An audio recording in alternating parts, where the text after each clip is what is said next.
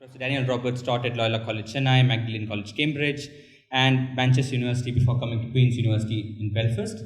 And particularly important for today's lecture is his book on the Blackwoods Edinburgh magazine, Romanticism and the Blackwoods magazine, which we have here at the IGML library. And I hope you'll have a look at the book. It is fascinating because it is not often that you have entire editions written on periodicals themselves. And today he'll be talking to us about periodicals culture and the emergence of Indian writing in English. Again, something not often talked about in the context of IEEE, especially considering the fact that a lot of early Indian writing in English came to us through periodicals. So I hope Professor Roberts will be touching about some of it today. So may I now invite Professor Daniel Roberts, please.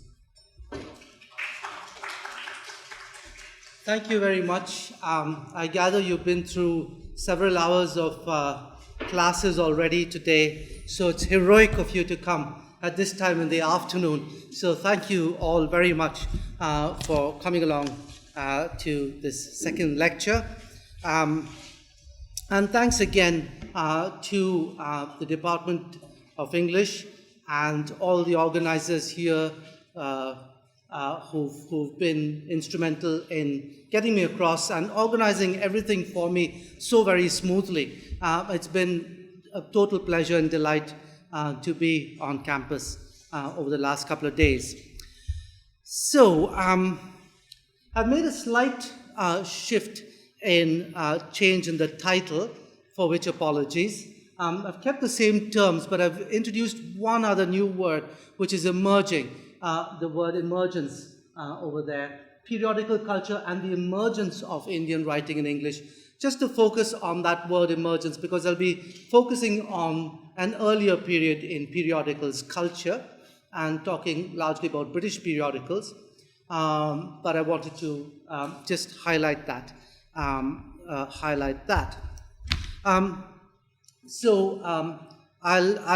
start by saying, admitting, I just had a question a few minutes back about the theory I would have studied when I was a student, and I'll have to admit it was fairly patchy and not as rigorous as it might have been. And one of the still common perceptions I think we have in literary studies when we think about literature is that we separate literature from journalism. So we think of journalism as maybe the magazines we read, India Today or something like that. And on the other hand, we think of literary books as something that you go to maybe a bookshop and buy a novel or a collection of poems or something like that. And that's a literary object, and you see a kind of distance between these two things. Now, that's the kind of attitude I kind of grew up with in English studies.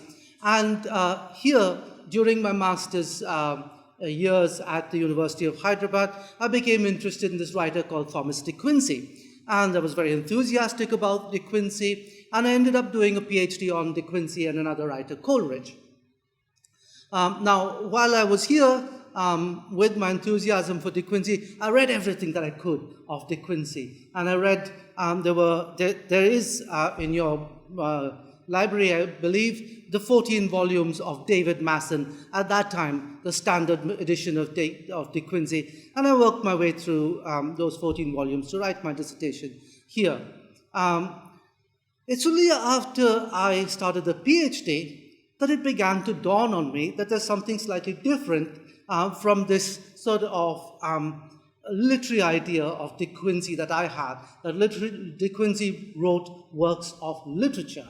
And I realized then, as I studied De Quincey more deeply, that in fact, almost all of his writings appeared in journals, including the most famous of his books, Confessions of an English Opium Eater, which appeared in the London magazine.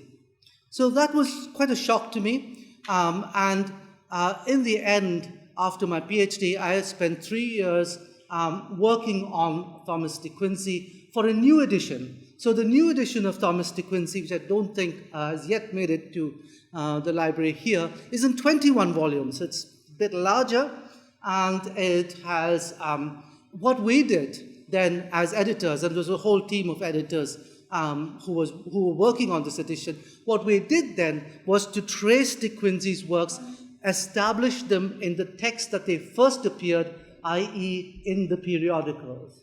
And when we began to look into the periodicals and see where De Quincey's essays and works were serialized, we then began to realize how embedded those works were in that culture.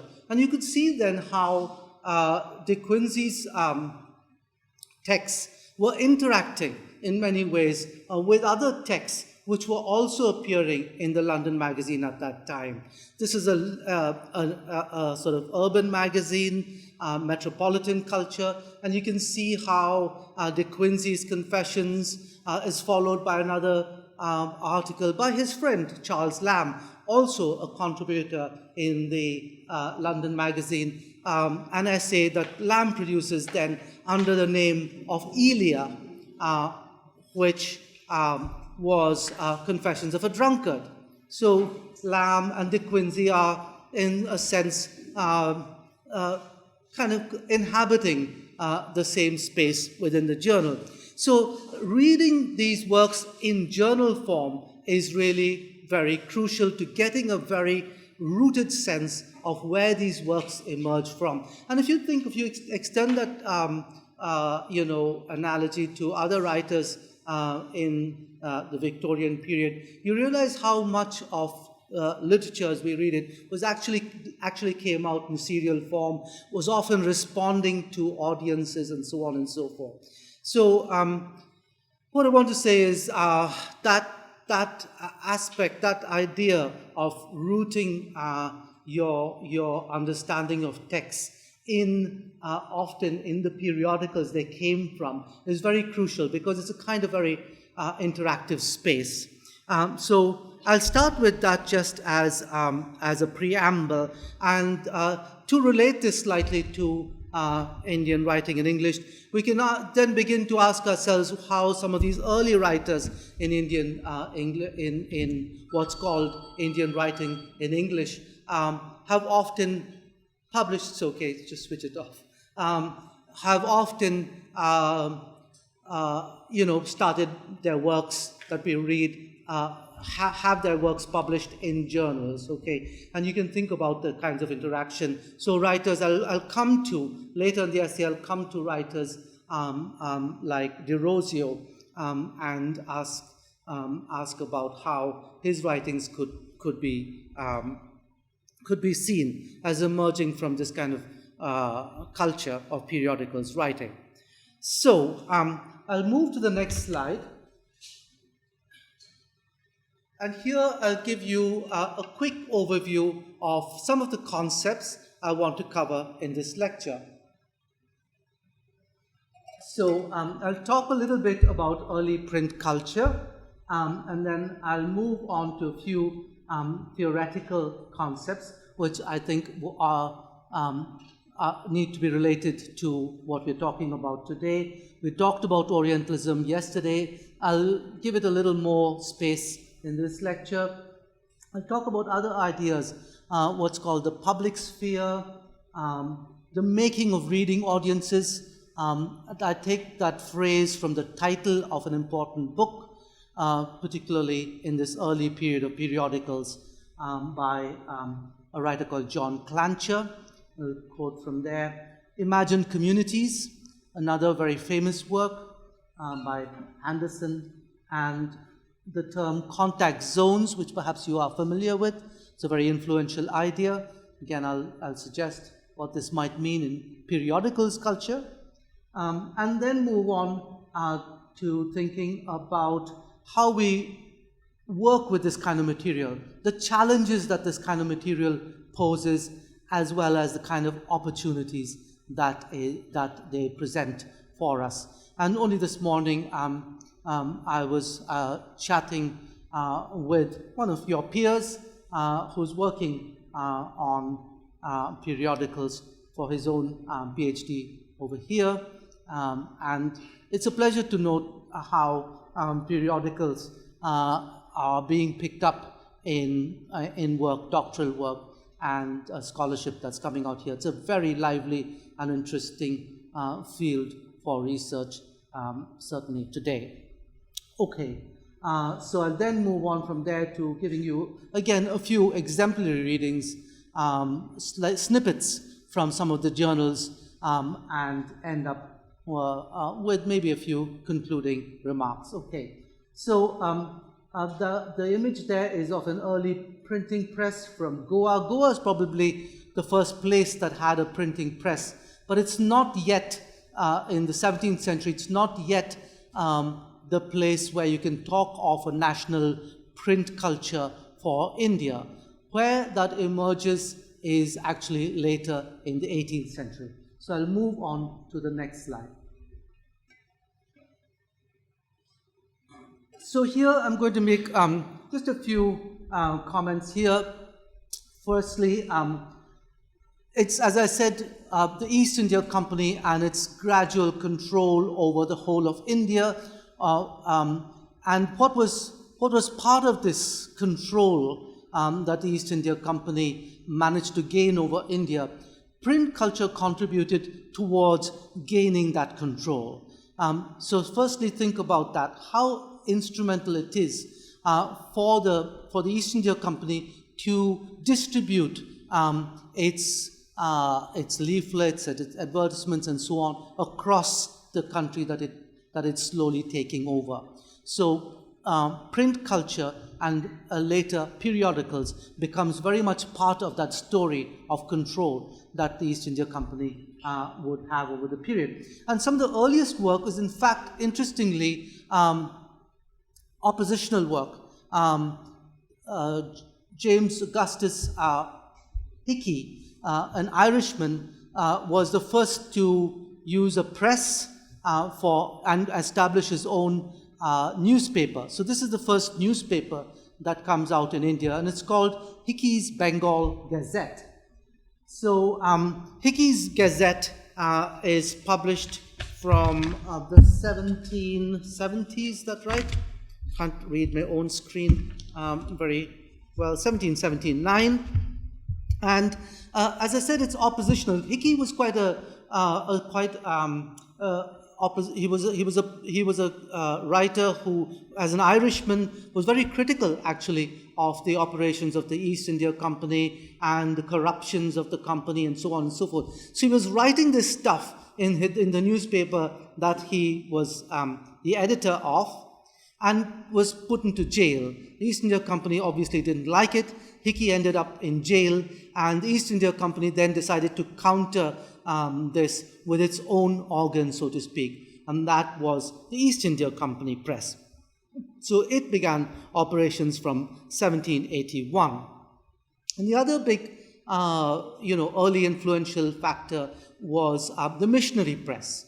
So the missionaries decided they would like to release material, translate material, publish it, and thus the press, the mission press at Sri Rampur or Serampur, operated from 1800 to 1837. So that's another important milestone in Indian publishing and this issue of periodicals. So I'll mention here some of the crucial functions that this press served. So then, as now, when you open any magazine, you're bound to find advertisements in it. Now, these are commercial advertisements, but in the case of the East India Company, they actually needed to advertise very often for tenders, for work that they were carrying out. So the advertisements, like you have maybe for exams, university exams, or government civil services and so on, there will be notices that come out in newspapers and advertisements asking you for applications and so on and so forth. So the newspapers would disseminate information like this. Okay, so there are advertisements from all kinds of advertisements. Actually, some of them are really very personal advertisements. So there are merchants who have imported wine. People obviously want to drink wine, and people are selling wine. So they're giving you addresses where you can get your wine. People have maybe moving house. They're perhaps moving from from Kolkata to Bombay, and they're selling all their goods in this house, or they're looking for accommodation, and they put out an advertisement asking for accommodation. So all this kind of stuff you can see in the journals. Now, this is also part. You might think, oh well, advertising, that's nothing. That's not part of what I'm studying. I'm studying just literary texts and so on. Even within journals, within the periodicals, you might be wanting to fix on that kind of material. But I'll invite you to think, and a lot of scholars working on periodicals culture are actually looking at the relationships between things like mastheads and type fonts and advertising and so on and so forth. It's all part of the experience of reading a magazine at the time. So one can think about, because the advertisements will tell you a lot about the kind of audiences and so on. Who are they aiming for? What are they selling? And those things might actually interact with the texts that you're looking at. The second thing, obviously, was news. News from within the country, so dispatches from Bombay to Calcutta, or Calcutta to Madras, and so on. These kinds of dispatches and news. Arrival of ships, sailing of ships, all these things are being advertised in the newspapers. And again, they give you a very close sense of the kind of culture that are literally, being inhabited by the people who are producing this culture. And of course, there are culture in a broader, in a more of the sense that we would use it perhaps today, thinking about drama and books. Now we're getting to literary culture, are also part and parcel of this world of periodicals. So you get advertisements for books that have come, books that are being sold, new books that are being produced, and so on. So that's part of it. Drama. So people were enacting dramas and advertising drama in Kolkata. There was a new sort of stage, they were building stages and so on. They were enacting Shakespeare and so on for the first time in India, and for mostly Anglo-Indian audiences. And I'll use that phrase from critic Miles Ogborn to kind of synthesize what I've been saying so far. He talks about periodicals at this time, particularly periodicals being produced in the colonies as basically enabling the consolidation of empire. I think that's a very, very handy phrase to wrap it all up. It consolidates the empire. All this is part of this process of consolidation. And the image there is from the East India Company Press. This is a grammar of the Bengal language by Hallhead. But what you can also see is those typefaces in Bengali that have been produced. So that's really very interesting. They're actually producing typefaces in Bengali and so on. And these typefaces, again, even in the journals, Calcutta Gazette and so on, you get advertisements in some of the native languages. Not a lot of it. Most of it is written in English. Most of it is for Anglo-Indian readers. But there are some advertisements also in the Indian languages being produced by these journals. Okay, so I'll move on to the next slide, and here I have the first definition of Orientalism I mentioned yesterday. So in the 18th century, what it would have meant was simply the study of the East. And here you have an illustration of a young English gentleman with his munshi. So he's learning probably Arabic from his munshi. And let me invite you to respond to this and tell me, do you see if there is any power relationship going on over here between these two characters?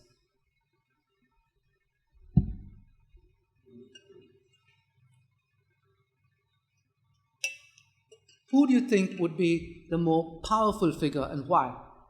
Just from the illustration. Or are they on equal footing?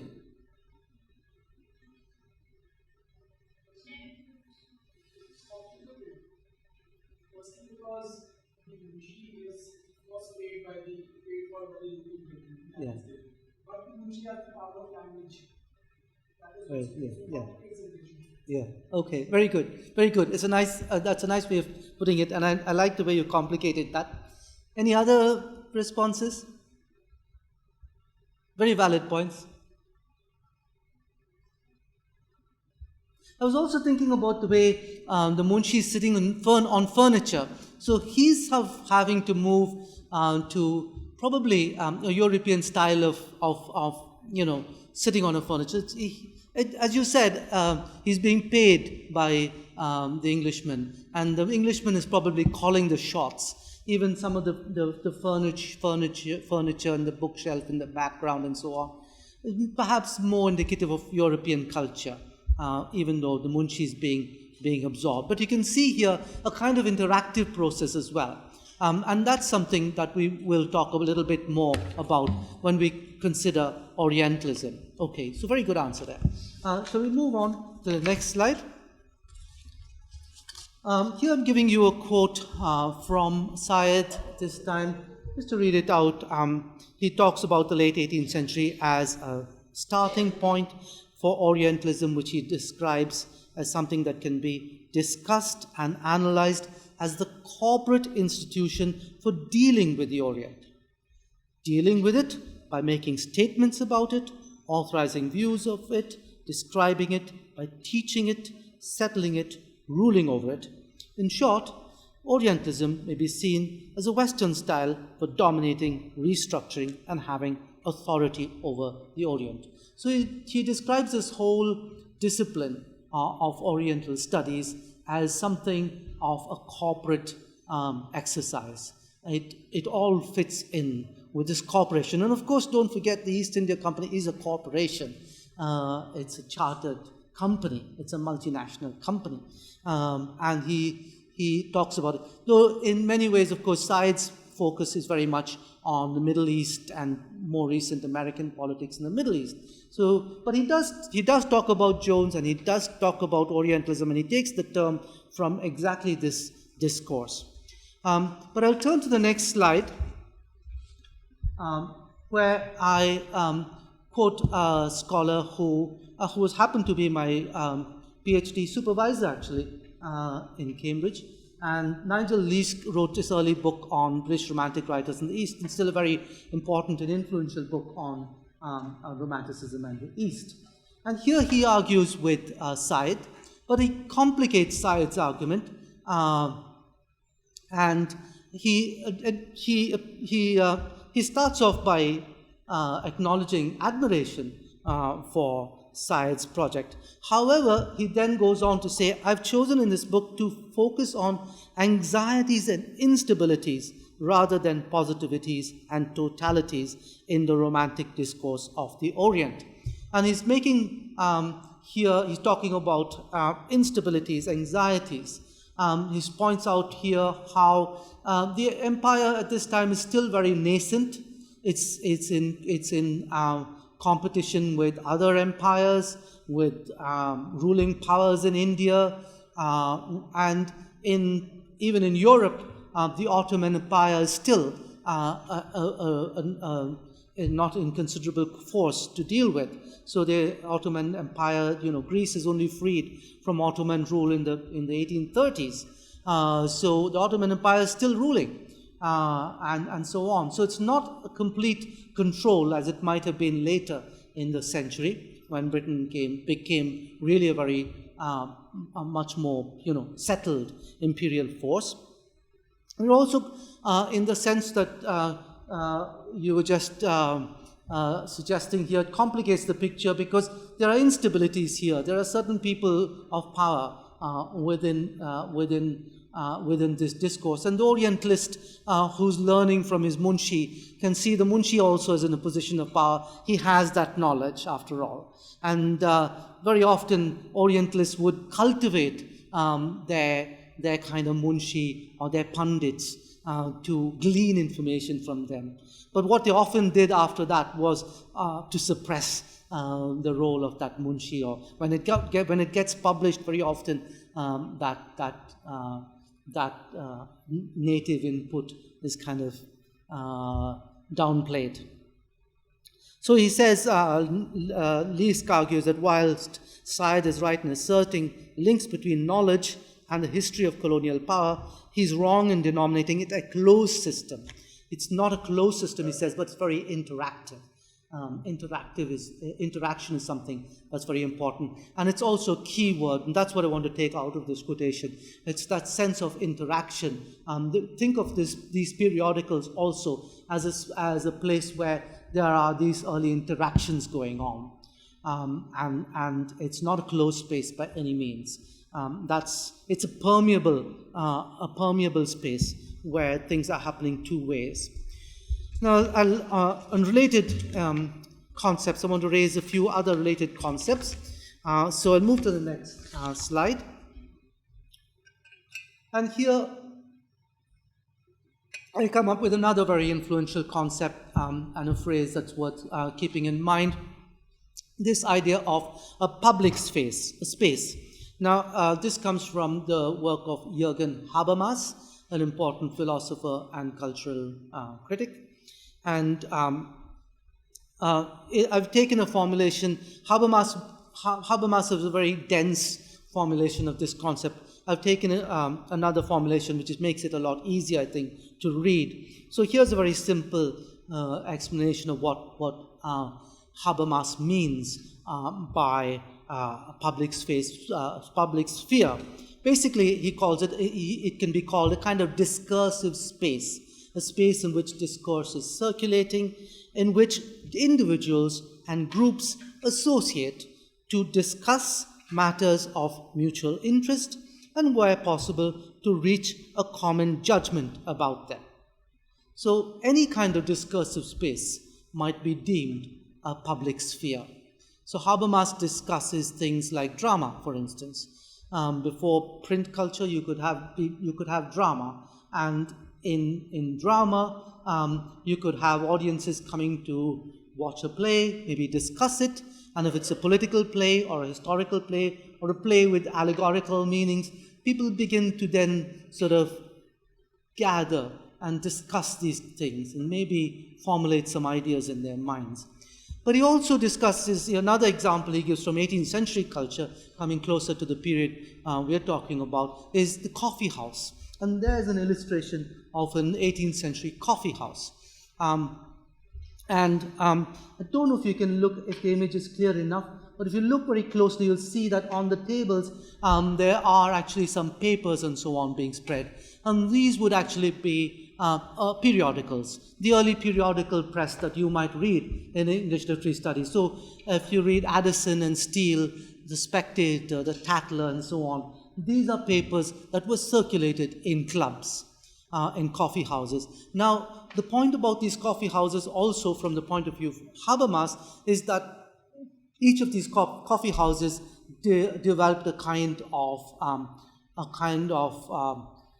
culture of their own. So Whigs would go to one particular coffee house, Tories to another, actors and actresses to another, and so on and so forth. And so intellectuals would gather somewhere, perhaps like the addas one has in coffee shops and in university campuses. You see groups of people, and different kinds of discussions might be happening, but they are all discussing maybe similar things, and people of similar mentality gather together and discuss things. So newspapers are becoming part of this shared culture and a space in which public opinion is being formed.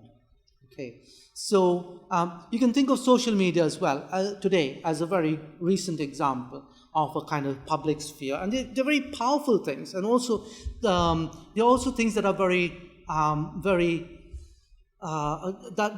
that are regarded with some suspicion by governments. They don't know how they can control this. Very often governments are trying to control it, just as we saw with the East India Company and Hickey's Gazette. As soon as Hickey begins to have his Gazette, they think, hang on, we can't allow this. We need to have our own organ. Let's put this man in jail and let's start our own press. We'll control the way information flows from here on. So we'll think about that as one way of thinking about audiences. Then move to the next slide. Here I give you a quote from this book by John Clancher. I'll come forward in order to read from there. I hope that's not a problem for the recording. I can't read from here. Or will somebody actually from the audience not mind doing the reading? Is that okay? I'll read out. I'll just come. It'll be okay. So, from the pamphlet at the Spectator to the Gentleman's Magazine and its countless progeny, a periodical bound a group of writers to a certain set of readers.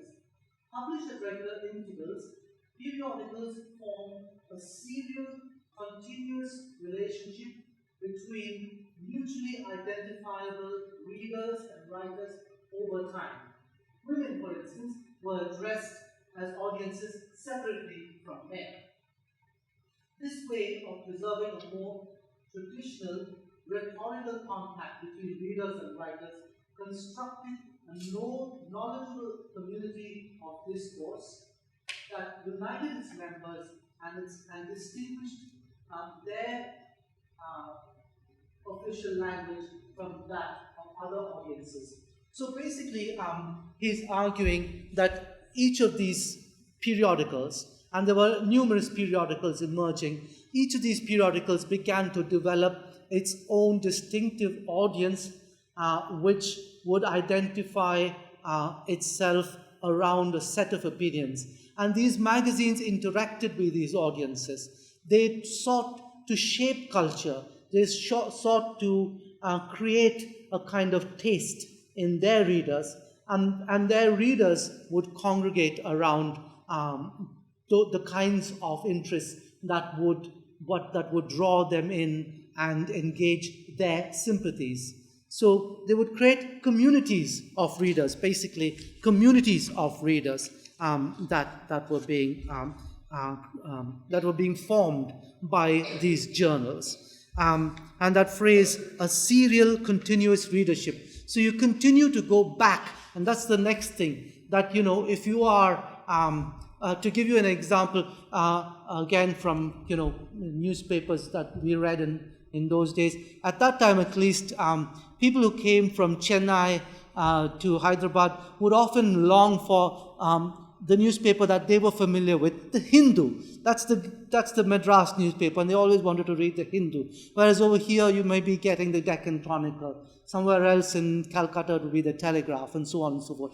And they long for that reader, that continuous relationship with a periodical that was fostered by the periodical. So it's a continuous and serial relationship that these magazines were developing. I'll move on to my next slide. And here, again, an important concept from Benedict Anderson.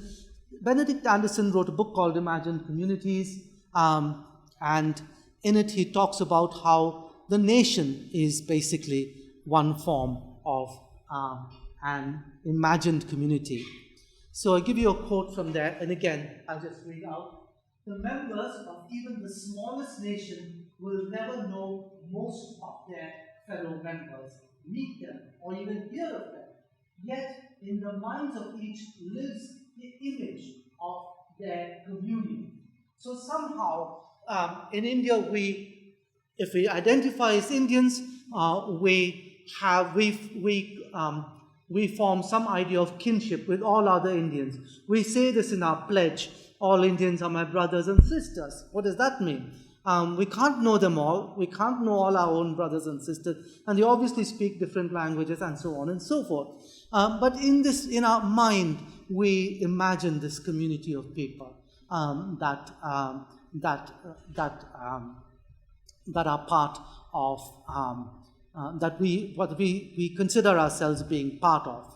Now, periodicals from the 18th century are also very much part of this culture of nation building.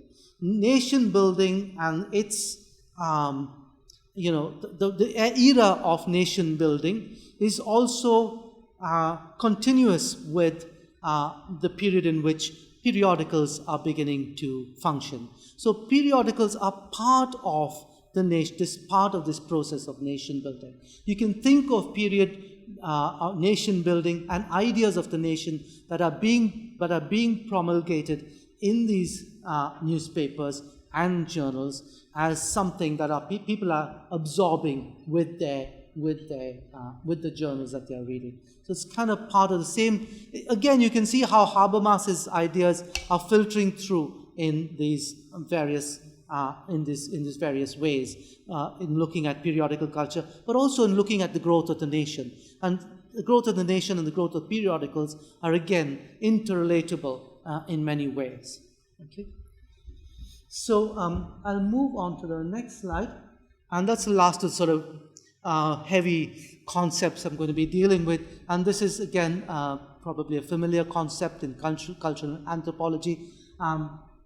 The idea of the contact zone, which Marie-Louise Pratt describes as spaces where cultures meet, clash, and grapple with each other when often in contexts of highly asymmetrical relations of power, such as colonialism, slavery, or their aftermaths, as they are lived out in many parts of the world today. So she talks of spaces, all kinds of spaces, any kind of discursive space or culture can be considered here. The example she gives is colonialism, slavery, and so on. So you can think, for instance, of places even, like Kolkata as one place where people are meeting and cultures are colliding, so to speak. And it's very important, and Pratt recognizes this very well. These relations are actually very asymmetrical. The power relationships are not on an equal footing at all. There are certain powerful people and certain who are less. So there is an image of the old courthouse and the Writers' Building in Kolkata, again from Thomas Daniels. And you can see European and Indian figures mixing and mingling in this culture. Though for the most part, the Indians you will see there are doing more menial tasks. They're often palanquin bearers and things like that. They're carrying around literally the English men and women who are here. But on the other hand, there are certainly, even in this early period, there are some people who are beginning, the native elites, the knowledge elites in India, the munshis, the Brahmins, the Pandits, who are emerging in this culture as culturally elite too.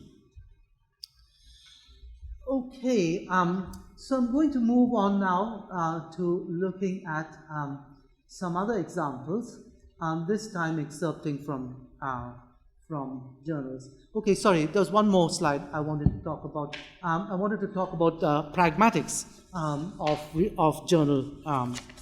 reading journals.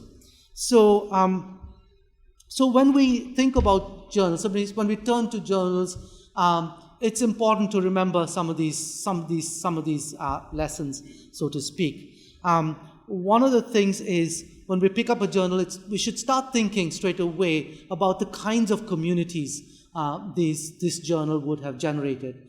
What kind of readership did it have? So we can't just simply pick up a journal and do a sort of close reading of one article and think, there, we've understood this article, just like that, because we've read this very closely. You need to read this article in relation to what else is happening in this journal. Who's the editor? Who are the audiences? You have to ask those kinds of questions. And political and social sympathies are very much part of this contextualizing when you read. But of course, even within journals, you have distinctive voices and identities. Journals too needed to be various. You don't have just one point of view in the journal and just one style of writing within the journal. They needed to have a kind of variety to entertain their readership. So although they have a bigger, ideology, within it they often cultivated different voices. And writers too then began to assume identities. So again, to talk about the writer whom I spent the best years of my life researching, Thomas de Quincey, he published under the name XYZ. That was his by name. So he started off the Confessions anonymously. It's published as XYZ. Nobody knows who this is. But after that, everybody knows, wow, this is by this writer. It was a sensational hit, of course, when the Confessions came out, and everybody was asking, who is this man? And they worked out it was. First, people actually guessed it might be Coleridge, but then they found out it's De Quincey. And thereafter, De Quincey could easily publish in a journal, and he published in several journals under the name XYZ. With his name XYZ, he could easily find a journal ready to publish him, because this is the man who's written Confessions of an English Opium Eater. That's his brand name. If you talk about branding, he's got a brand, and that's his name, XYZ. He described himself as the alpha and omega of opium eaters in the Confessions. So, he's playing on that, XYZ, the end of it. But of course, journals also change over time. So you read a journal in the 1830s, it might look slightly different to the same journal a decade down the line. And of course, journals could also change their stance over something. They realize that public opinion is not quite with them. They've overdone something. This is a bit of a controversial article. They row back a little bit. The next issue will kind of mollify its readership. No, we qualify your views, and so on and so forth. So you find this kind of process going on within a journal too, of changing stances, to a lesser extent ideologies as well over time. Now, if you're interested in attributing articles, if you're interested in an author, if you're looking at a journal in order to find articles by some writer whom you're interested in, then of course you are now into another problem, another difficulty, which is that of attribution. Because very often writers would publish anonymously in journals, and it's very difficult to find out who it is, to find out which articles were written by a certain writer whom you know would have written for a particular journal. Okay? So you often have to go by internal evidence and so on and so forth. You have to be able to recognize this author's style and say, yes, he said something very similar somewhere. This must be the same writer. Indeed, to again quote from De Quincey, towards the end of his life, somebody said, the publisher, James Hogg, said to Thomas De Quincey, he proposed the idea of publishing his collected works. So now De Quincey is an old man, he's quite famous, he's written a lot of articles, some of them have been republished as books, and this publisher comes up to him, Edinburgh publisher James Hogg, and says, can we bring a collected edition of your works? And De Quincey looks at him in horror and says, sir, the thing is insuperably and unutterably impossible at this time. Not the Archangel Gabriel, nor his multipotent adversary durst accomplish any such thing. Neither the Archangel Gabriel nor even Satan will ever try to find this thing. Why? Because his articles are scattered all in these journals. Even he doesn't know where his own articles have gone. So it's impossibly said. But of course, scholars after that have gone on working in the archives, looked in the journals, and the whole series of scholars have worked through decades. And now we've got 21 volumes of De Quincey. But still we can't say we've got everything of De Quincey. We don't know. There may be an article that he wrote, maybe without his own son, without his grand name XYZ, because he didn't want to write under that name. Perhaps he was trying to do something different. Who knows? There's a lot of stuff that we'll never get to know of. Attribution is one problem, especially if you're working with an author and you're trying to find one author's works through a journal. Of course, a big problem with all periodicals research is just the huge, vast amounts of material, and often in very fragile states.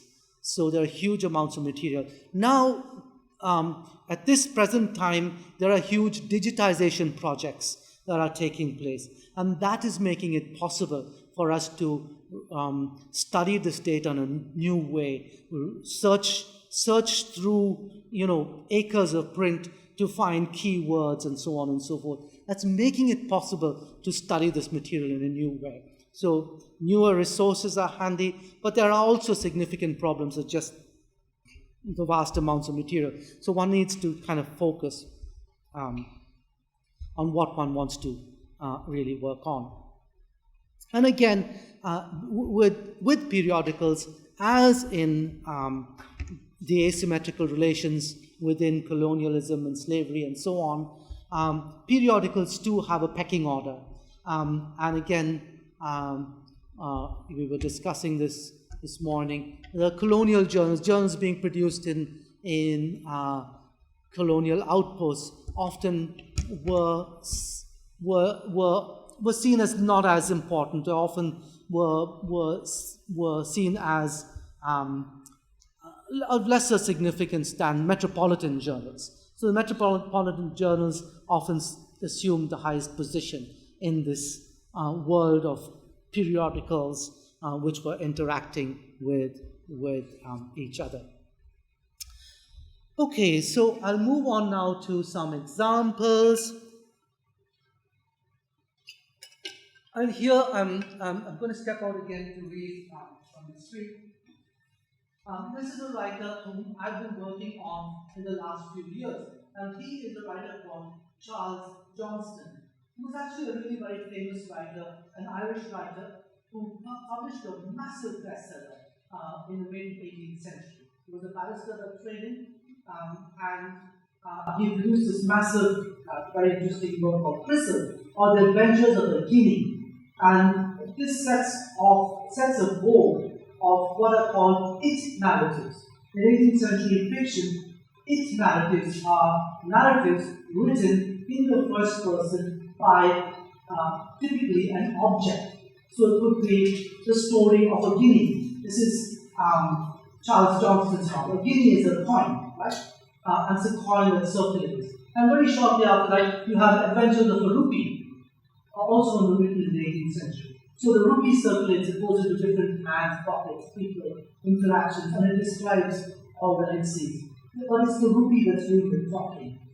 And lapdogs and hackney coaches. It was quite a vogue in 18th century fiction. Okay, so I was very interested in this writer, Charles Johnston, who wrote about India in another novel which I've edited called Arsaces, or it's called Arsaces, The History of Arsaces, Prince of Beggars.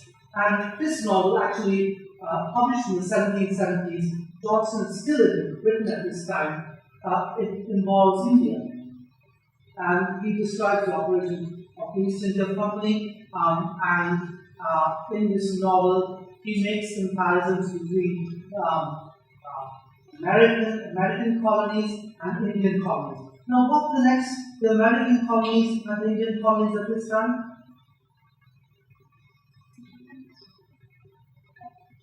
Tobacco, yes, goods. And who's carrying these goods? Any big company? East India Company. East India Company is operated in taking these goods across and carrying tea to Boston. So, for instance, the tea that's sunk in the harbor in Boston is also carried by East India Company ships. So I was interested in this writer, and he also ended up in India. And I was interested in, and I knew something about this writer, and I was working on publishing, bringing out this edition of Essays, and I worked on Johnson now for some years. But I also knew that he came to India, and there, after he comes to India, his life is a blank. That's one reason why he's so neglected in the archive. And so we have a project which is early Irish fiction, and I'm working with other scholars in Ireland to bring out works of early Irish fiction. Johnston's a very interesting case because his life becomes a blank the moment he comes to India. He kind of goes off the map. That's why he's very neglected. But I had one little bit of evidence. I knew from some sources that he wrote under the name Oneiropolis, which means it's a Greek word and it means the dreamer of dreams. So you've got a classical learning. So this man comes to India and he writes somewhere in the newspaper. That's all I know. And he writes with his name Oneiropolis. At that time, it hadn't been digitized. I sat in the British Library, and for weeks I went through all the microfilms I had, looking for this name Oneiropolis, or anything that would be recognizable as Johnston's writing. And I worked for 2 weeks, but I finally hit upon a series of articles about Oneiropolis. It was published in the Calcutta Gazette. So for 2 weeks of my life, I sat in the British Library, and morning to night, spent long looking, my eyes were glaring looking at this screen. Now it's actually so easy to find. I just type in Oneiropolis, will come up with the thing. But in this magazine, he produces a series of articles, and just from a small, from the Calcutta Gazette, 1785. And here he's imagining somebody who is an Irishman who has gone into this newfangled thing called a flying balloon. Balloons were the new rage at this time. Late 18th century culture, people were all wealthier, famously in France, and all over the world they were trying this new thing called flying the balloon. You fill a balloon with hot air, that's what you do now. And they were dreaming these things about, how they would traverse the globe. It could be a great tool for empire. They were certainly thinking about this. It should be a great tool for warfare. We can carry armies in big balloons across the globe. So they were dreaming of all these things. And Johnston has this kind of, fictional, science fictional kind of piece in the Calcutta Gazette where he dreams that as somebody in a balloon, he's blown off, he escapes Earth's gravity, he lands on the moon. And when he lands on the moon, he is greeted by somebody else who's already there. Somebody already there on the moon. But these are dead people. And this is a man in classical illusion. And then he looks at this man and there's a little exchange between them. But I'll read these lines and then you can think about how this might connect with India somehow. Okay, so having surveyed each other for some minutes in mutual surprise, he broke silence. And so, my friend, he said, reaching me his hand, you have come at last.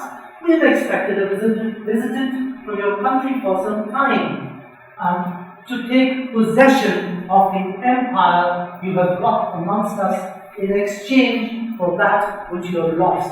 Now he's talking ostensibly about the moon. He says, we've been waiting for somebody to come here and colonize us. You've lost an empire and you've come here to establish a new colony here on the moon. But of course, this is exactly what they're doing in India, isn't it? They've just lost their empire, they've come to India. So India then becomes this lunar world is another image of colonial India, which Johnston is kind of fantasizing about in the Calcutta Gazette at this time. And I just wanted to put that out for you.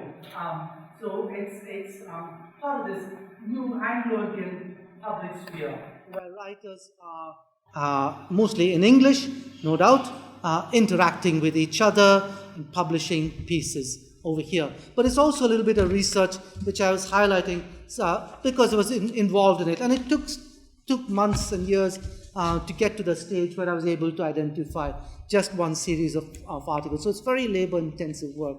But it's exciting work. It's kind of, I enjoy it anyway. Okay. So I'll move on to the next one. This is just basically an advertisement. Bengal Karu, meaning messenger. And it's advertising a book. So you've got two images there. And one is, firstly, you get here, this appears in the journal. And this says, what it says in this book, you're going to find a life of Nizam Ali Khan. So the recently deposed Nizam, he just died at that point. So he's writing a kind of biography of the Nizam and his advertising. It's going to be released. Subscribers can buy it. Price to subscribers. See at the bottom of the first image on the left. Price to subscribers is set at one price, and for non-subscribers, they will have to buy it at a higher price. So if you put your money down now, you will get a cheaper copy. And that's how he's collecting money to advertise the work. And then the other slide, the other image, which is not very clear, is the actual title page of the book. So this is an early biography of an Indian figure, a prominent Indian figure, the Nizam, who had just been moved aside by the East India Company. Had now kind of gained control of the Nizam's territory. So you can see how books are being reviewed, advertised, literally advertised in this culture. I'll move on now to a much more famous publication. We talked about the Asiatic researchers, and this is from the first volume of the Asiatic researchers. And here it's this is a series of discourses that the president, Sir William Jones, would give. So each of the early numbers of the Asiatic researchers would have a discourse, and he'd call them the inaugural discourses of the president. And this is the first one, and it's a kind of opening discourse. He's talking about the formation of the society. And Jones himself begins this address by looking back to the time he was sailing towards India. He's sailing on the ship called the Crocodile, and he's approaching India from Europe, and he's just passed Persia. So I'll read out how he describes this scene. He's describing the scene of sailing towards India. It gave me inexpressible pleasure to find myself in the midst of so noble an amphitheater, almost encircled by the vast regions of Asia, which has ever been esteemed the nurse of sciences, the inventress of delightful and useful arts, the scene of glorious actions, fertile in the productions of human genius, abounding in natural wonders, and infinitely diversified in the forms of religion and government, in the laws, manners, customs, and languages, as well as in the features and complexions of men. So Jones is dreaming of going into this great land. He's remembering, he's recollecting the time he enters this immense space. He describes it as an amphitheater. So he's drawing on sort of classical associations of an amphitheater where audiences could watch gladiatorial contests or drama, as the case may be, in ancient Rome. To watch theatre. This is the kind of theatre that he's entering into, and it's also a space where it's very cultured. He doesn't notice that he doesn't describe it at all. There's under no illusions that this is any kind of savage place. He's not describing it. In fact, he knows very well that it has an ancient classical culture. He himself, Jones, is a classicist. He's already studied Oriental languages. He's already translated Persian by this point, and he's now approaching India. He will, in future years, he'll start learning Sanskrit and so on and so forth. And this is a moment of, this kind of vision of Asia unfolding in front of him. Okay, so we can think about the metaphors embedded in that description. But as I said, the Asiatic researches would also then, the Asiatic researches itself was first published in Kolkata, but then it would be reprinted in London. So for the first time, you have a journal which is centered in Kolkata, and the reprint, the lesser version, if you like, is coming out in London. Hitherto, London is always seen as the center, and Kolkata as the outlier. But in this case, the roles are reversed. But here's another little snippet from the first issue of the Asiatic Researches. An account of the sculptures and ruins at Mahabalipuram. This is Mahabalipuram, basically. The new name is Mamallapuram, right? If you visited, those of you who come from Chennai will surely have visited Mahabalipuram. And here you get, what I've done is basically cut and pasted from the journal itself. So you can get a sense of the typeface and what it looks like, the long S's. It takes some time to get used to reading those long S's, which look like F or F's. But I'll read out the first of these. And this is a small description of the sculpture, which you can see a photograph of on the slide. But here he describes one of the sculptures. Among these, he says, one object, though a mean one, attracts the attention on account of the grotesque and ridiculous nature of the design. It consists of two monkeys cut out of one stone. One of them is in a stooping posture, whilst the other is taking the insects out of his head. And that rock can still be seen, that sculpture can still be seen, carved out of a single piece of rock. Now, of course, the kind of value, you can think about the kind of value judgments here. He describes it, but not in flattering terms. He uses words like grotesque and ridiculous. And there's a lot of anxiety at this time about describing these works of sculpture and so on as to the metropolis in particular as being of high value. So in many ways, the author of this piece is an antiquarian. He's very interested. He does say some very positive things, obviously, about the sculptures and the temples and so on and so forth. But he's also putting it in its place. He's also saying, well, it's interesting, but there's also, grotesque, ridiculous elements in this art. He's kind of trying to suppress it or not give it as high a kind of aesthetic value as he would attach to Western sculptures, say the sculptures of Rome or Greece, for instance, which would be in the author's mind of a higher value. Okay. The other thing is he starts, as he visits this place, the author of this piece visits the place, he's an antiquarian, and then he starts to collect the myths of the place.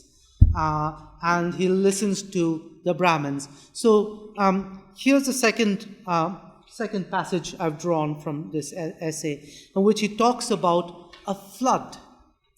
The whole, and you might have heard of the flood that is supposed to have enveloped some of the pagodas in the Mahabalipuram. So there are 7 pagodas, right, that are part of this Shore temple complex, and only one of them is visible today.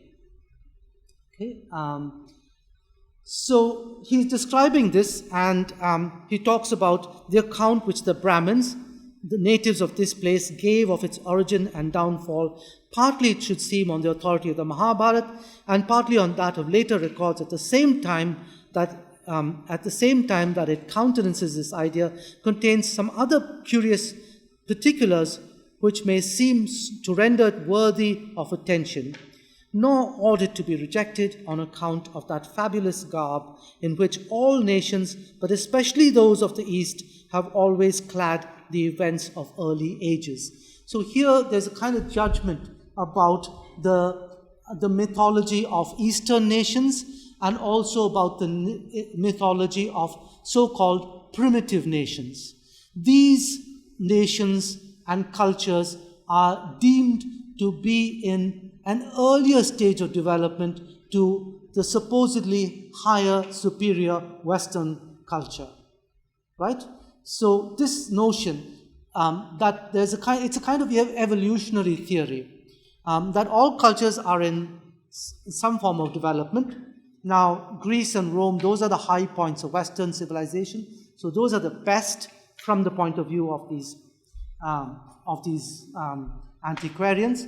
But don't dismiss this. That's all he's saying. Don't dismiss this. It is. It's part of a process of cultural formation. That's part. This is called a stadial theory, and it's very much associated with Enlightenment thinking from Scotland in particular. Many of the Scots historians and philosophers talked about cultures developing in this particular way. So he's using a stadial theory to describe Mahabalipuram. Okay? And the other thing I just want to point out again is this notion of the flood. They were very, very interested in the flood. Why? Any guesses?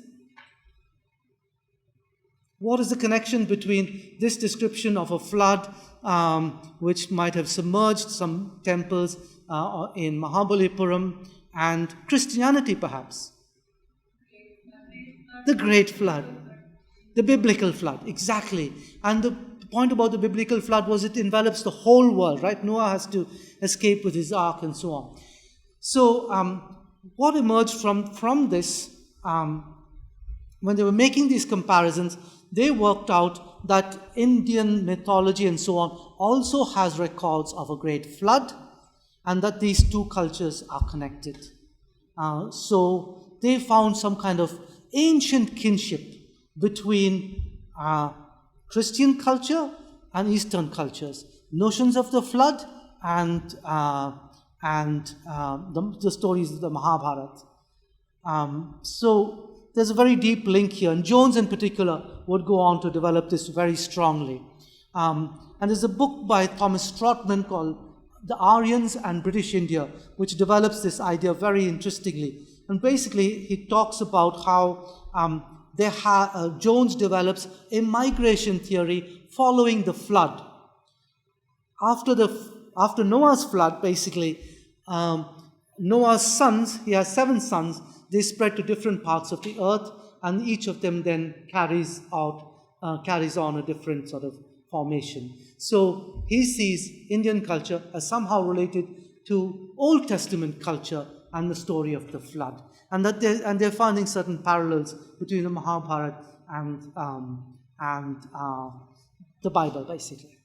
Okay, so that's something interesting. But you can think also of how periodicals are disseminating this kind of information, and also forging connections between places in people's minds. Okay, I'll move on to the next slide.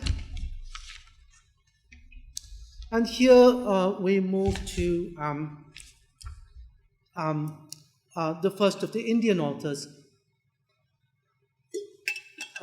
I want to kind of suggest how this kind of culture might have permeated and influenced writers like Raja Ram Mohan Roy. I think one of the first great writers who himself went on to found his own periodicals, write in periodicals, and was very much part of this periodical culture. But what I put here on the slide is basically a review of Raja Ram Mohan Roy's translation of the Vedanta, and it appears in Gentleman's Magazine.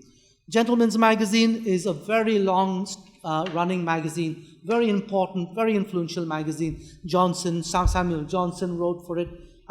It was started by a man called Edward Cave, and the journal itself ran under successive different editorships for nearly 200 years.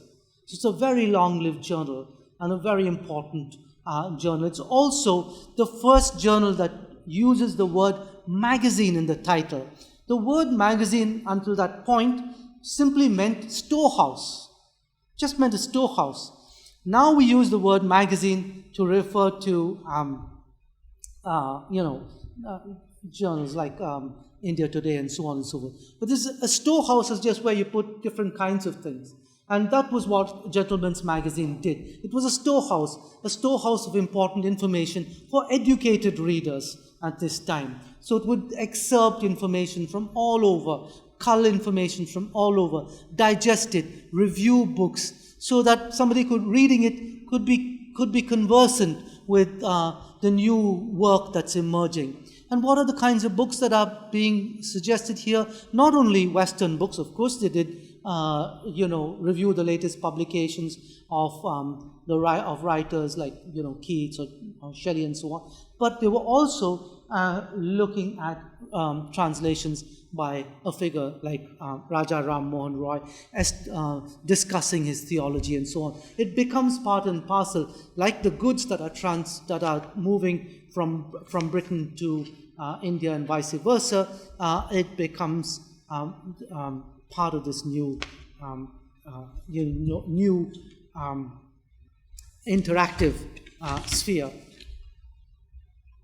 Okay, I'll move to the next slide.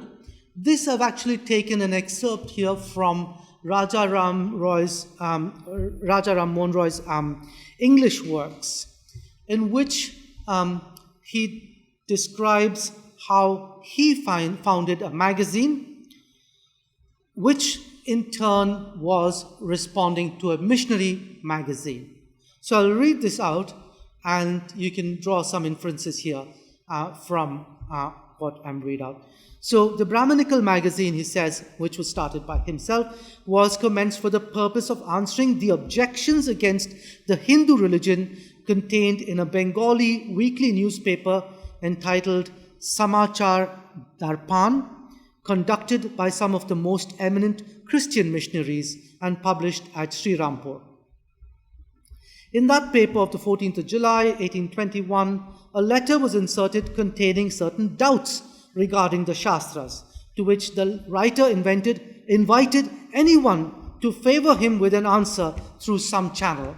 So some missionary writes something about the Shastras. He kind of makes a kind of objection to the Shastras. He dismisses Hindu mythology as somehow flawed intellectually and in religious terms, the flawed theology. And Raja Ram Mohan Roy reads this challenge and decides to respond. So I accordingly sent a reply in the Bengali language, to which, however, the conductors of the work, calling for it, refused insertion. And I therefore formed the resolution of publishing the whole controversy with an English translation in a work of my own, the Brahmanical magazine, now reprinted, which contains all that was written on both sides. So that's what Raja Ram does. So he engages, first of all, in answering another journal. So he's responding to another periodical by creating his own periodical. He does that in Bengali. He translates it into English himself, and then he translates the whole thing along with the missionaries' sides of the argument together in his own work called the Brahmanical magazine. So he gives both sides of the argument. You can't get fairer play than that.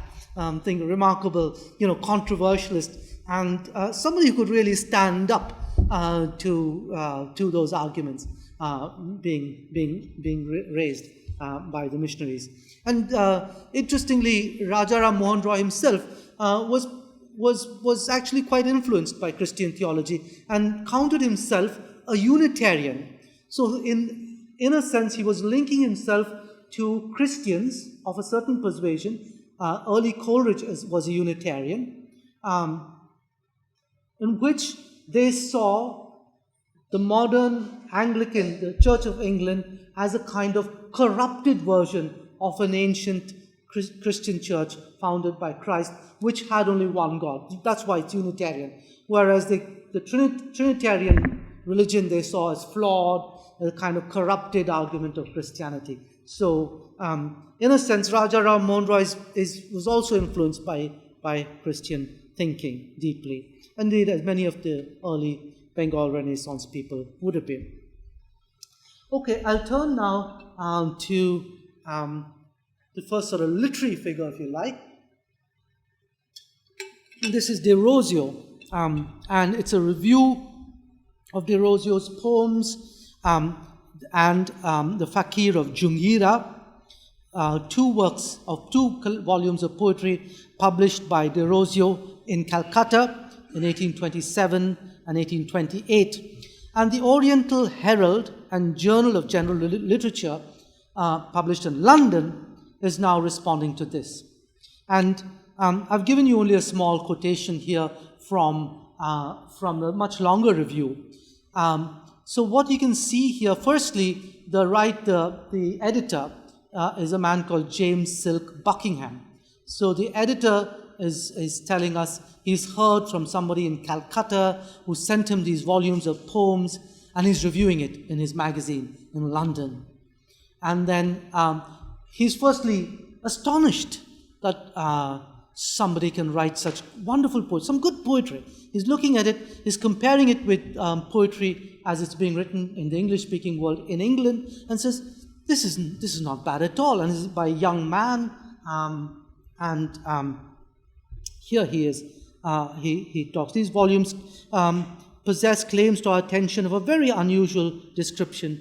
They contain the first productions of a young poet, a native of British India, educated entirely in that country, and whose character, feelings, and associations have been exclusively developed there. That's quite interesting that he points out that his whole sensibility has been developed in India.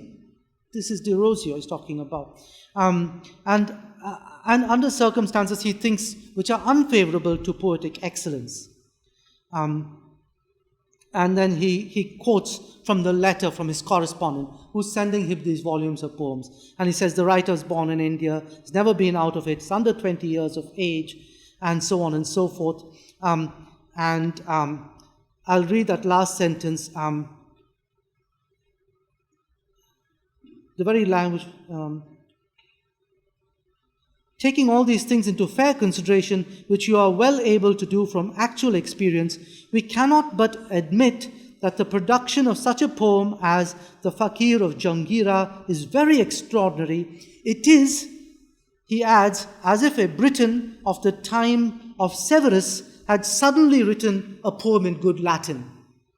So he's talking about a time, he's actually referring to a time when Britain was a rude nation, a primitive nation, an uncultured nation. It hadn't yet got its Latin. It was just beginning to get some Roman influence. And suddenly a poet emerges and writes in beautiful Latin. For him, that's a kind of comparison that must be elicited by De Rosio's work. It's as if, he's come out fully formed from a very unpromising soil.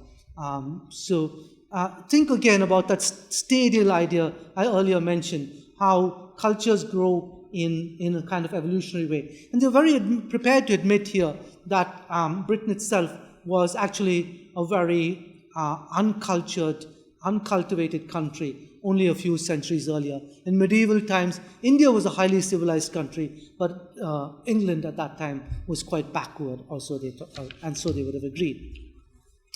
Okay, I'll move on to my final slide, and here I come to a writer, Michael Madhusudan Dutt, again of the Bengal Renaissance. Calcutta, as I said, is a kind of contact zone. Again, I'll read from the slide, and you may have come across this piece. Did you come across this piece, anyone? The Anglo-Saxon and the Hindu? Excerpts, yeah. It's a lecture that he gives in Madras, and he himself is formed, again, a writer like that and early writers, Bankim Chatterjee and so on. These writers would have been reading periodicals, publishing periodicals, and used to that kind of serial publication. And here that is confronting the problem of why India has been colonized at all. Why has India been reduced to this? He asks this question: why is Providence given this queenly, this majestic land for a prey and a spoil to the Anglo-Saxon? The Anglo-Saxon is Britain. So he says, why? I say it is the mission of the Anglo-Saxon to renovate, to regenerate, to Christianize the Hindu, to churn this vast ocean, that it may restore the things of beauty now buried in its liquid wilderness, and nobly is he seconded, will he be seconded by the science and literature of his seagull fatherland, the literature of his country, baptized in the pure fountain of eternal love. So again, I'll take out a couple of concepts from that description. One is this providential idea. Michael Madhusudan Dutt himself was Christian. His first name suggests that. He's baptized. And he takes this idea, Christian idea of providence. It's a very strong imperial justification. The idea that God wants Britain to conquer the world because that's his providence, that he's going to Christianize the whole world and give light to the benighted heathens and so on and so forth. That's a kind of providential argument for empire. So he's referring to that. But you can also see how he uses Indian mythology. The churning of the ocean, isn't that? You got that reference straight away. The churning of the ocean is also mythologically taken from Hindu culture. So he's turning to English. He sees English as strengthening science from Britain and Enlightenment thinking, and English itself. The culture of the Anglo-Saxons would somehow strengthen this sort of enfeebled nation of India. And in some ways is internalizing Oriental ideas about the feeble Hindu and so on. And then, coming up with this reformist idea that it needs to be challenged, churned up, and somehow regenerated. So I will end with that idea that Indian writing as it emerges, Indian writing in English as it emerges, comes out of this discursive space that is highly unequal, highly asymmetrical in power relations, but was actually permeable and involved a great deal of interaction. That's what produced at least the earlier writers, the De Rosios and the Michael Madhusudan Dutts, Bankim Chatterjees and so on, in that contact zone. And the periodicals themselves were very much part of that culture. So I'll end there. Thank you for that more concise lecture. Your examples from Indian writing in English and establishing the fact that identity very much was a product of periodical culture in the 19th century, late 18th and 19th century. I hope you have questions and comments from the audience.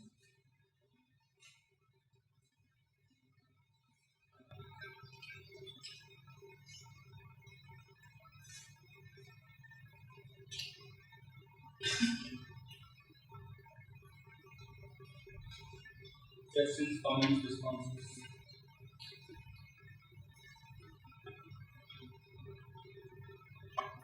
It's afternoon. The brain doesn't really work. It's crank it up a bit. So I just wanted to ask the reading of periodical, how does it suggest the notion of the reading public being different from, let's say, reading a novel or a essay? One thing is the serialized. So very often the first big difference is that you would have a subscription to a journal. So you keep getting the journal. That's why there's this kind of serial and continuous relationship with the journal. As opposed to just buying a book. You can buy a book and you start reading, you don't like it, you put it away and you forget about it. But if you're getting a journal, you keep getting the journal, and some way or the other continues to improve. Even if you don't take all the articles from cover to cover, you start picking up a little bit. And maybe the journal grows on you. Its ideas begin to infiltrate your consciousness. So that idea of the reading community is based on this continuous reaction between the writer and the journalist. So that's very much part of that. And of course, the audience is also beginning to shape the journals. So it works two ways. So audiences will like a particular piece, and then other people begin to imitate that. The writer becomes famous, and the journal continues to employ that writer, and so on. So it's a two-way process where communities of readerships are being formed. That's right.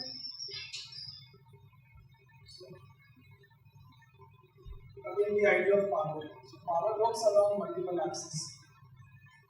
To do that with the thinking. So there's the economic axis. You want to go back to? There's that thinking you don't necessarily have to go back. That's what I'm referring to. Yeah. So on one hand there's the economic axis, on the other hand there's the cultural axis of power. So do you think that in fact the economic axis has to take precedence over the cultural axis with that power equation between, say in this case, between the British and the Indians? And how does that sort of already posture in what people are doing things? Good question. The culture, to kind of pay you back in your own coin, I want to slightly complicate that idea of cultural supremacy. So, or the power relation there. Because at one level, the munshi or the pandit is in a position of power because of his knowledge, special knowledge, and so on. So he is in a position of power. But what is also happening by the Orientalists is that they are translating this. And once they translate it, it then turns into English. And once it becomes English and goes into the language of the colonizer, it then becomes his. And he is in control of it. So there's a second phase to this cultural process. And the second phase, through translation, is also part of this power dynamic, whereby the native language then slowly becomes obsolete. And by the 1830s, so in some of the early quotations, we're talking about 1780, 1850, and so on. The munshi is still in a strong position of power. But by the 1830s, of course, you get Macaulay's Minute, which puts English education as makes it primary, and says we don't need it makes that argument that there's no need for the company to fund the native languages, instruction in native languages, and so on and so forth. So there is a gradual shift in power. So if you think of that relationship, these people are at one moment they are in a position of power. They're being given some bhav, if you like to use the phrase, but in another sense that they are being rendered obsolete even in this process of absorption and cultural hegemonizing. Yeah. How does it affect the industry on both sides?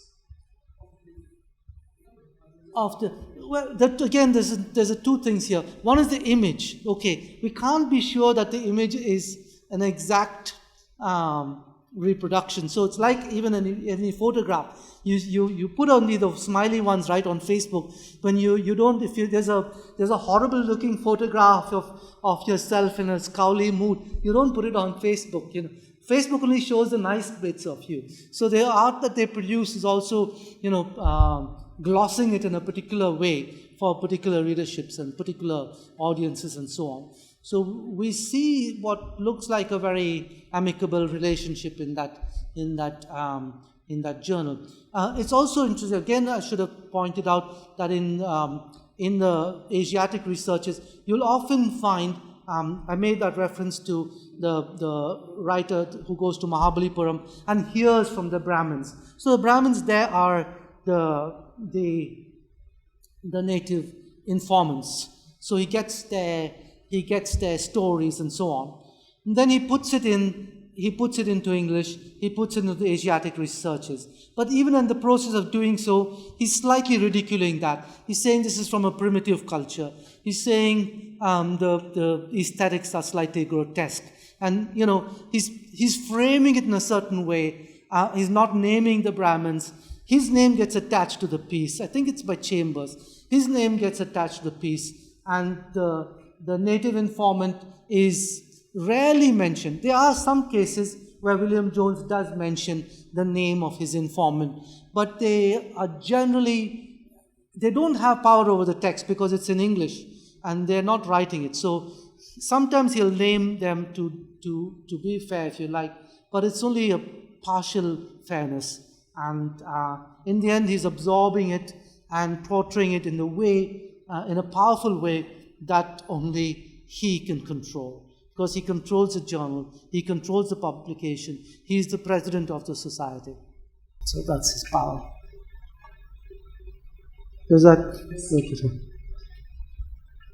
Professor Roberts, just to dwell on this idea of authorship, as in the idea of naming, you mentioned Asiatic researchers.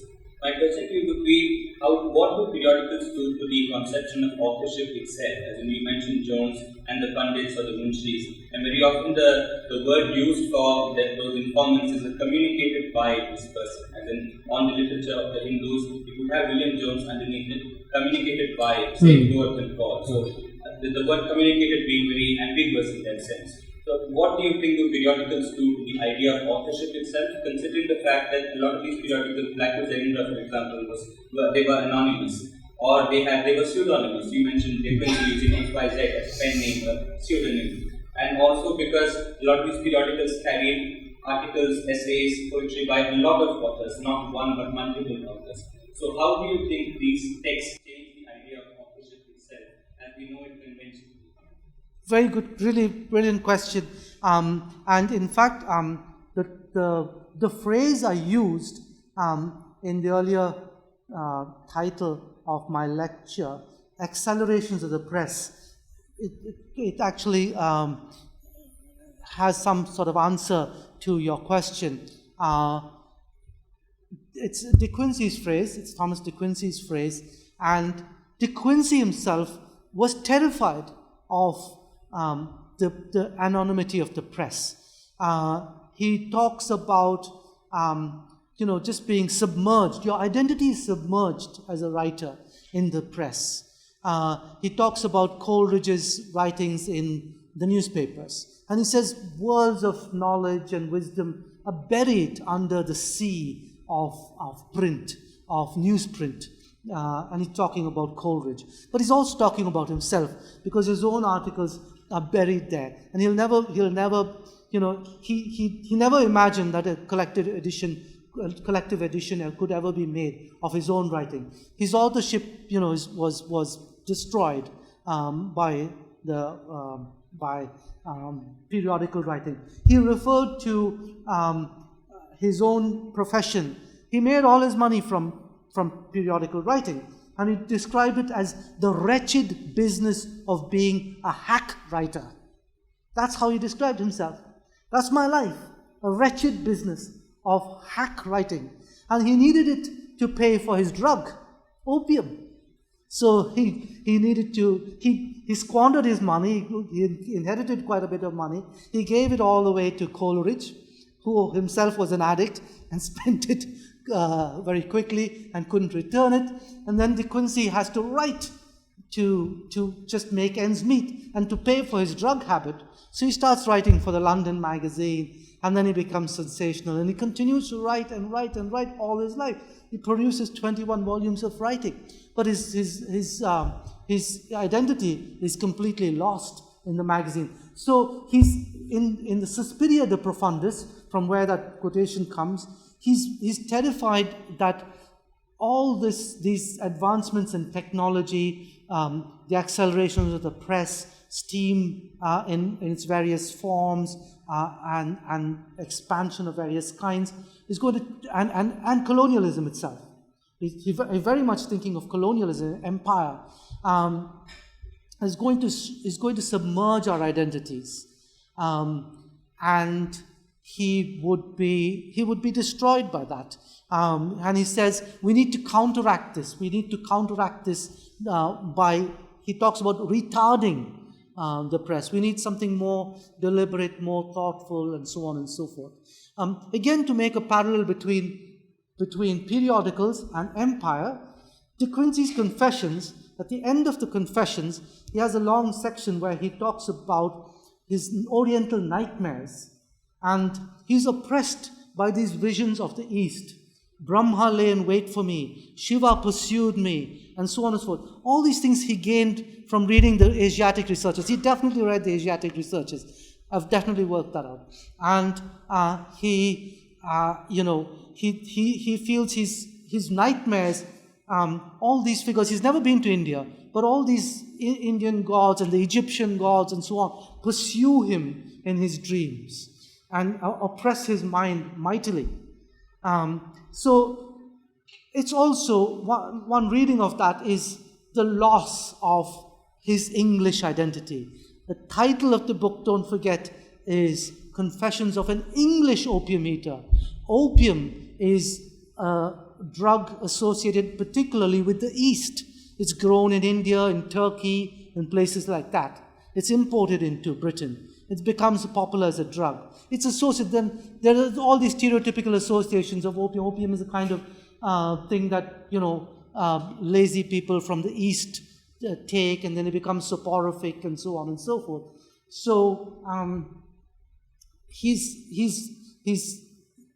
terrified of losing his identity in this merging of identities that empire brings, but also that periodicals bring to him. And both those things are really very closely linked in his mind, I think.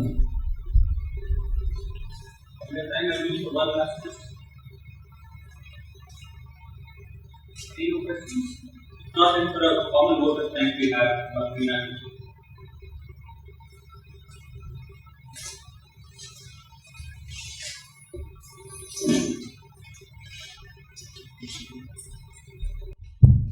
Thank you, Dr. Roberts, for what has been an illuminating set of sessions. This isn't a topic that we discuss very often and in such depth. So I'm sure all of us have learned quite a few new things, and we've also learned a lot about the times as well, because the sessions were contextually very informative as well. So I'm sure we're all going to go back and look into what sort of archives we can find, at IGM, for example, places where we haven't looked before. So thank you, Dr. Roberts, for that.